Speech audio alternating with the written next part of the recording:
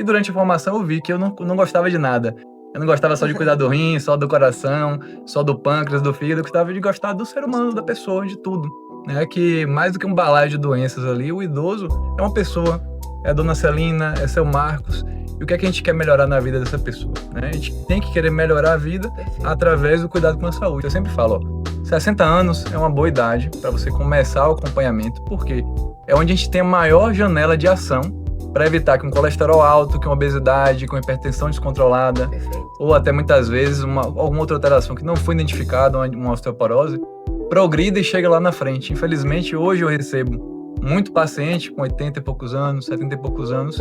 A gente perdeu muito. Claro que a gente tem muito para fazer, muito para melhorar, mas a gente perde, às vezes, o momento ideal de prevenir muitas doenças. O consultório tem algumas baterias de exames e testes que a gente faz, que a gente percebe sutilezas que a família às vezes não percebe. Só vai começar a notar quando o paciente com demência já está naquela fase mais avançada, com agressividade, com alteração de comportamento, com insônia. E isso chama a atenção da família. A gente consegue, muitas vezes, intervir e melhorar a qualidade de vida, não só do paciente, como também do cuidador, da pessoa que está lá 24 horas. E a gente vê recentemente a novela mostrando, né, a personagem Rosa. Isso. E através da mídia a gente já sente que nós precisamos aprender a conviver com ela. É uma doença degenerativa de longo prazo que vai ali acometendo o cérebro de fato, ele vai fazendo uma atrofia e com essa atrofia vai fazendo todos os comprometimentos. Mas eu queria que você falasse mesmo assim dessa polêmica da novela e trouxesse já um conceito do Alzheimer de uma forma que quem está nos assistindo consiga entender melhor. É um acidente que choca a sociedade, tá? A gente vai conseguir contornar, a gente vai ter tempo para abordar a família, o paciente, entender os valores e como é que as coisas vão evoluir lá na frente, tá? Então eu achei muito legal isso que a novela trouxe, que é um tema que existe muito estigma, né? E todo estigma é ruim, porque a gente busca ajuda de fato, encara.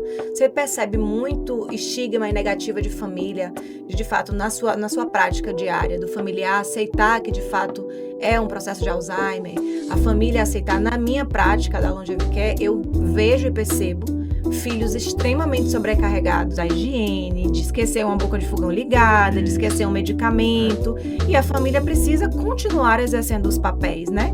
De pai, de esposa, de trabalhar. Então, na minha prática, como cuidado direto, eu tenho encontrado um índice muito alto de pacientes diagnosticados com Alzheimer e, ao mesmo tempo, encontro extremamente cansadas e sobrecarregadas. Como você, como geriatra, na sua prática diária, tem, assim, no seu consultório, tem sentido, né? O comportamento da família, esse cenário, como tem sido assim, para você na sua prática? No geral, tem dois perfis de paciente. Aqueles que dão o diagnóstico é um peso muito grande. Eles aceitam, mas aí tem a resistência de começar o tratamento, de começar o remédio. E aí vem a pergunta, vai usar remédio para a vida toda, vai ficar dependente, né? E a gente tem que começar, é um trabalho realmente, viu, Aline, de educar a família, conscientizar da importância do acompanhamento e mais do que um tratamento medicamentoso. Já não sabia dessas fases, isso é uma curiosidade importante. E a gente vai começar falando um pouquinho sobre a fase pré-clínica. Então você que tem aí 50 anos, 10 anos antes ou 20, né? Pode sim, o doutor vai falar sobre isso, como que é essa fase e a gente pode fazer exames que possam detectar e de repente contribuir num processo prévio, né? De não ter um sintoma claro, que a escala lá está dando ainda zerada. Existe algum exame complementar que de fato direcione? Às vezes a gente já sabe que tem um histórico de pais que tiveram Alzheimer, né? Ou a mãe ou o pai, e ali ele está tendo sutilezas ou até não. Mas existe algum exame? Como médico e para a família também, sabe? Pô, doutor, será que isso vai evoluir para uma demência de fato, né? Essa pré-demência, esse princípio de demência vai evoluir. E a gente pode lançar mão de alguns exames, tá? Sempre que chega um paciente com declínio cognitivo, a gente vai fazer alguns exames para descartar causas secundárias, infecções. Então, nos Estados Unidos, quais são os principais? Perfeito. Aqui na América Latina, no Brasil. Então, a gente sabe que existem fatores modificáveis que vão contar muito para a evolução e o momento que a doença vai aparecer.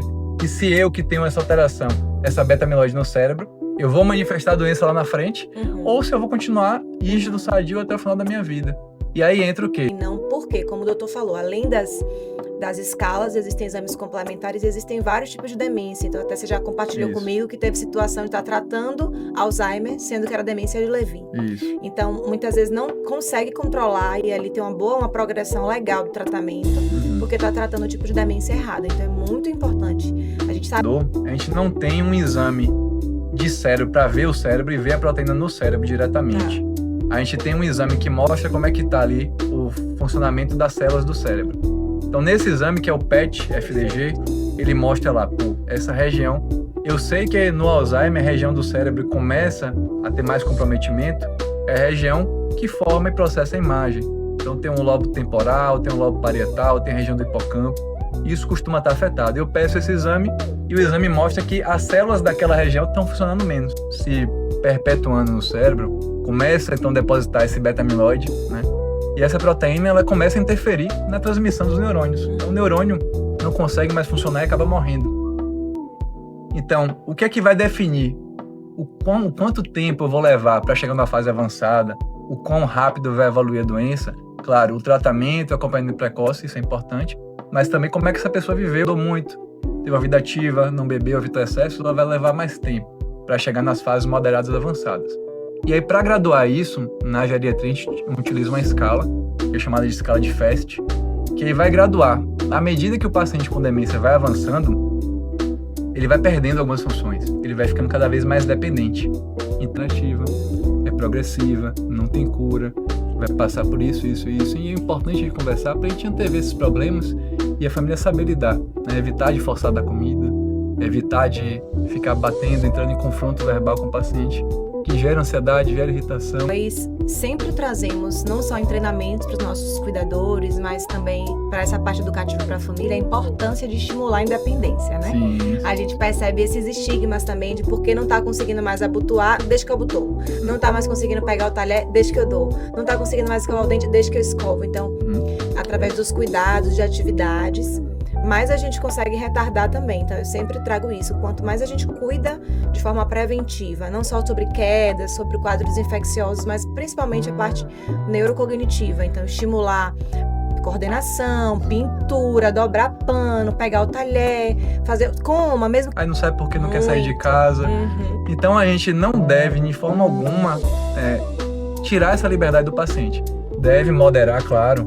Poxa, nem que você escove depois o dente, mas deixa ele escovar, até para manter aquela região do cérebro funcionando. Se a gente tira a estimulação cognitiva, de reabilitação cognitiva, para pegar um pouco da neuroplasticidade, o que tem ainda de neurônio viável, Perfeito. a gente ensinar esses neurônios que sobraram a funcionar como os que já foram perdidos. Então, E se a gente pega isso na fase precoce, a família tem esse cuidado de ter um acompanhamento desde o início do quadro, a gente tem uma resposta muito melhor. E aí que... O manual ele foi baseado em estudos que a gente fez a aquisição para exatamente estar estimulando essa parte neurocognitiva de forma técnica mesmo, né? Sim. Não é de forma aleatória. Então, existem exercícios e estímulos específicos que contribuem e auxiliam bastante. Doutor, recorrência, infecções urinárias, paciente com incontinência fecal, dificuldade, né, de eliminar, dificuldade de dormir. Conta assim, o que é que você visualiza em estudos e na sua prática de geriatria, quais são os principais sintomas no Alzheimer? Então, no Alzheimer, voltando, né, ele começa o pródromo mesmo, né, o protótipo, é o esquecimento. Não quer dizer que ele vai ficar completamente diferente do que ele era, mas ele vai ter um limiar mais baixo para frustração. Então, se ele costumou ser uma pessoa durante a vida muito metódica, se ele chega e vê a casa bagunçada, ele não vai tolerar uma coisinha fora do lugar. Vai ficar mais cri-cri, mais chato. E a mãe, esses dias, já 2 vezes saiu de casa, não voltou, me ligaram o que é que tá acontecendo, e a gente vai ver. Já tinha algumas alterações antes disso, mas que a família tá cagada, tá esquecida, né? Acha que é normal do envelhecimento, não é. E isso acaba acontecendo. E além, ela não entende que essa pessoa morreu, não tem capacidade. E eu falo, nessa hora que tá a importância de a gente saber. O que é que a gente vai fazer? Vai mudar o foco. Tentar engajar numa atividade, numa pintura, botar uma música que ela gosta.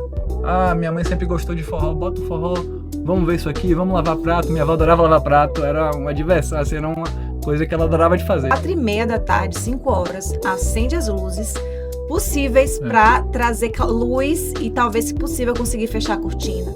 Já coloca ali uma música acalmante, já inicia a fazer uma atividade que eles gostem de fazer, para que eles não percebam essa transição. Muitas vezes uma aromaterapia de lavanda, uma música... Demência é muito pouco.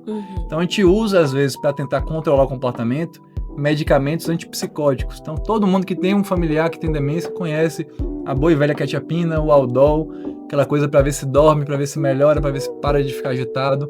Ou seja, a gente está usando o efeito neto pela voz, não é pelo rosto. Então ela se via no espelho, achava que era um estranho no quarto dela, de manhã, imagina a gente acordar uma pessoa estranha no nosso quarto. Para ela a sensação era essa. tô acordando, tem um estranho no meu quarto. Então, todo dia de manhã era um estresse muito grande. Família, muitas vezes o familiar, oi minha avó, lembra de mim? Sabe quem eu sou? Ah, minha avó nem lembra de mim mais. Então, o paciente que está sentindo aquilo, estudos comprovam que quando a gente faz esse tipo de estímulo, eles ficam mais agoniados, porque eles estão buscando ali a informação e se confundindo muitas vezes, que o fato da gente já chegar, oi... Quando ele falar, quero ir pra casa, a gente vai, mas antes vamos lavar um prato. Antes vamos lavar um prato, tá bom. Ela lavou o prato, esqueceu. Esqueceu, exatamente. E vai, cara, vamos voltar pra casa, mas peraí, vamos passar uma roupa. Vai passar roupa, e vai mudando. Perfeito. E você falou isso também de falar o nome, né? Ah, como é meu nome? Isso é muito verdade, porque tem inclusive um paciente meu que ele desenvolveu uma afasia, e aí que já entra a demissão facial dele, que diz, quando eu chego na casa, quando um filho chega e pergunta meu nome, ele fica aquela cara feliz, mas não consegue falar. Eu falo, muitas vezes a comunicação com o paciente é não verbal. Ele vai falar com a gente no gesto. Então, se ele tá mais calmo, ele tá em paz, ele tá tranquilo. Se ele tá mais agressivo, ele tá com um incômodo. Às vezes é a vontade de querer falar e não conseguir. Tem uma dificuldade de deglutir ali, de engolir, começa a engasgar, não busca o tratamento específico, porque nesse momento a fonoaudiologia entra também como um aliado muito importante para contribuir com isso. A físio, a fono, a nutrição assertiva também. E quando a gente vai encontrar as causas, muitas vezes, de multi-internamentos... Bactéria ali da boca, que veio de um dente em péssimo estado de conservação, ela desce, é broncoaspirada e desenvolve uma pneumonia. Pois é. Então, boa parte das complicações, claro que elas vão acontecer em algum momento, não dá pra gente também controlar tudo o tempo todo, mas a gente pode tentar se esforçar para prevenir muitos dos internamentos, como a broncoaspiração, que infelizmente a gente vê cada situação. Quando a gente consegue implementar um cuidador treinado e habilitado, a gente consegue proporcionar mais qualidade de vida para o paciente e essa rede de apoio para a família poder trabalhar tranquila e acabar não pulando etapas e muitas vezes regredindo o processo do que contribuindo de fato para que as coisas evoluam. E a gente sabe que esse processo de disfagia, que é a dificuldade, e muito mais confortável para ele, porque ele não consegue mais botar o volume calórico e proteico que precisa pela boca, aí começa a emagrecer, começa a ficar fraco, começa a cair.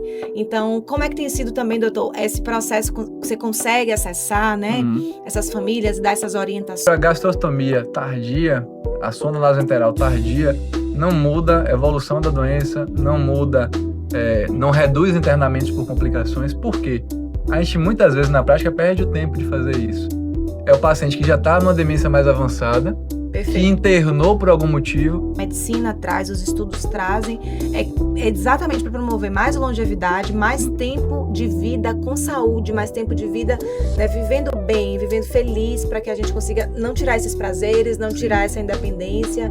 E a gastrostomia não é um bicho de sete cabeças. Na área é uma porta de entrada, um ponto de partida de recorrência nos pacientes com Alzheimer. Então, existe aquela recorrência ali frequente e muitas vezes motivo de internamentos recorrentes e outras infecções por estar em contato com o hospital, com bactérias multiresistentes, ele começa uma cadeia, uma cascata de complicações. Não tem hoje em dia um tratamento de prevenção de infecção urinária muito eficaz.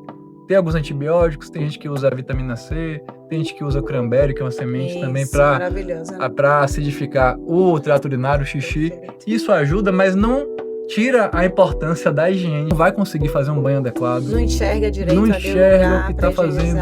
Então é aquele banho de gato de qualquer jeito, rápido, na cama, no banheiro, na cadeira, sem um cuidado especializado. E o paciente acaba desenvolvendo infecções, acaba tendo lesão por pressão. É outra coisa que a gente vê muito. Não consegue mudar na cama. Lembrando que o Dr. Igor, ele atende na Longevicare, o atendimento domiciliar, atende online, atende o consultório também. Então, tá à nossa disposição aí para poder oferecer esse serviço, esse atendimento de excelência. Então, estamos chegando ao fim nesse nosso primeiro episódio. Ainda tem muito conteúdo pra gente explanar. Acredito que outros episódios virão pra gente aprofundar não só outras demências, mas essa realidade. E do paciente idoso com demência, com declínio cognitivo, é mais complexo ainda. E muitas vezes quem está lá na linha de frente, né, a pessoa que cuida, o familiar, tem noção do que é mais importante, do que ele gostaria também que fosse abordado, tá? Pra gente desmistificar e trazer informação.